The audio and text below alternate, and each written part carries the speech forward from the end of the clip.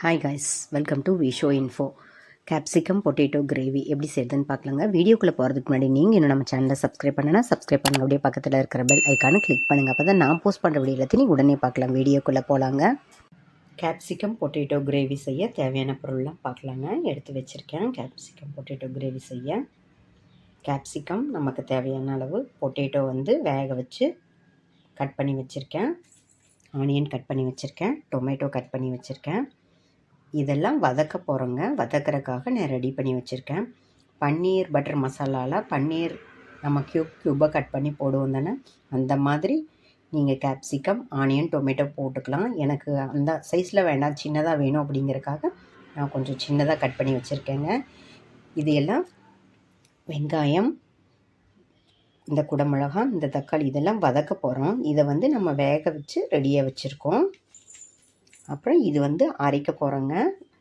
தேவையான அளவுக்கு நம்ம வெங்காயம், தக்காளி, இஞ்சி, பூண்டு ஃப்ளேவரிங் உங்களுக்கு நான் ரொம்ப பிடிக்கும் அப்படின்னா இன்னும் ஒரு 4-5 பல் சேர்த்து கூட நீங்கள் வச்சுக்கலாம். இப்போ இதையெல்லாம் நம்ம வதக்கிட்டு அரைக்க போகிறோம். இதுக்கு தேவையான மசாலாலாம் நம்ம கடைசியாக வதக்கினதுக்கப்புறம் இந்த மசாலாலாம் சேர்க்கணும். மஞ்சள் தூள், மிளகாய்த்தூள், தனியாத்தூள். கடைசியாக நம்ம ரெசிபி ஃபினிஷிங் ஸ்டேஜில் இந்த கரம் மசாலா, கசூரி மேத்தி இதை கடைசி ஸ்டேஜில் சேர்க்க போகிறோம். உப்பு வதக்கும் போது தேவையான அளவு சேர்த்துட்டு அப்புறம் மொத்தமாக இதுக்கு தகுந்த உப்பு நான் எடுத்து வச்சுருக்கேன். இப்போ எப்படி செய்கிறதுன்னு பார்க்கலாங்க. ஒரு பேனை ஹீட் பண்ணி வச்சுருக்கேன். இப்போ இதில் ஒரு 3 டீஸ்பூன் ஆயில் சேர்த்துக்கலாங்க. உங்களுக்கு கீ ஃப்ளேவர் பிடிக்கும் அப்படின்னா கீயோ பட்டரோ எது வேணால் சேர்த்துக்கலாம். எதுவுமே வேணாம்னு நினச்சிங்கன்னா இந்த மாதிரி ஆயில் மட்டுமே கூட சேர்த்து செய்யலாங்க. நம்ம சாய்ஸ் தான். இப்போ நம்ம சேர்த்த ஆயில் ஹீட் ஆகட்டும். இப்போ நம்ம சேர்த்த ஆயில் நல்லா ஹீட் ஆகிடுச்சுங்க. இப்போ வதக்கிறதெல்லாம் ஃபஸ்ட்டு வதக்கிக்கலாம். நம்ம ஆனியன் கட் பண்ணி வச்சுருக்கோம், அதை சேர்த்துக்கலாம். கூடவே இஞ்சி, பூண்டு அதையும் சேர்த்துக்கலாங்க.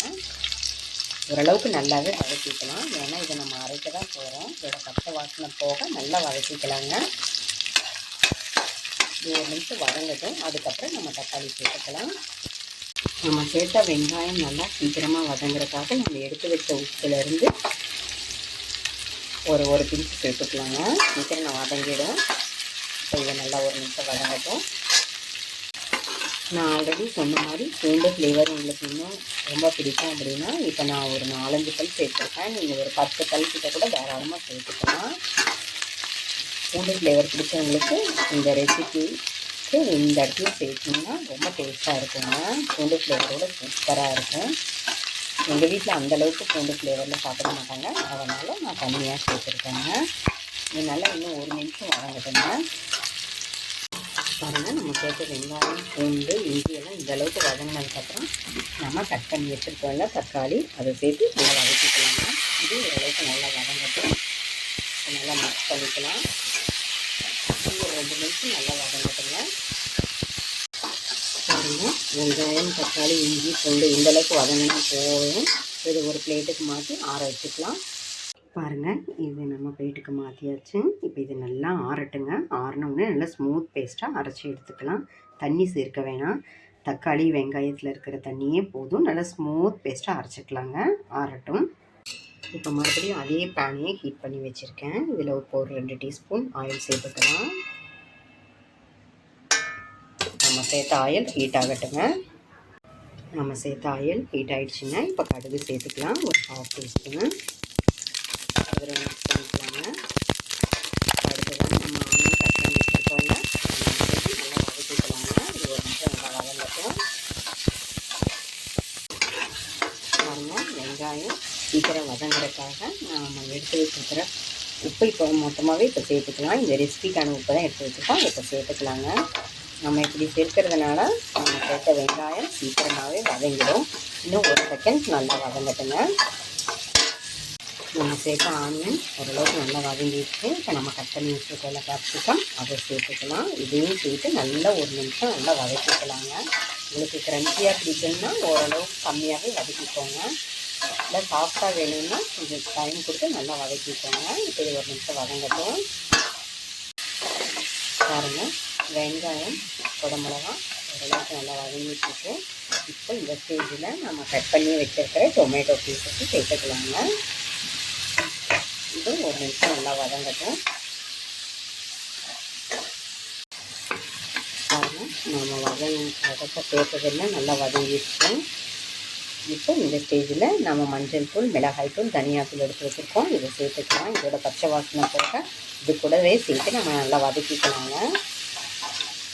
இப்போ இது வதங்கிட்டு இருக்கிறதுக்குள்ள நம்ம ஏற்கனவே நம்ம அரைக்கிறதுக்காக அதை வதக்கி வச்சுருக்கோம். அது ஆறி இருக்கும். இப்போ அதை அரைச்சிட்டு வந்துடலாங்க.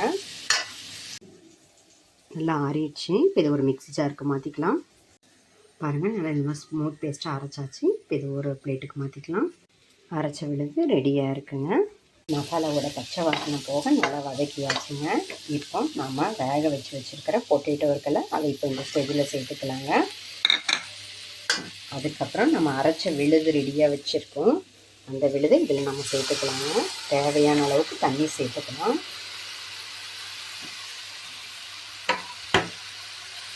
இப்போ ஃபஸ்ட்டு இதை ஒரு நிமிஷம் வதக்கிக்கலாம்.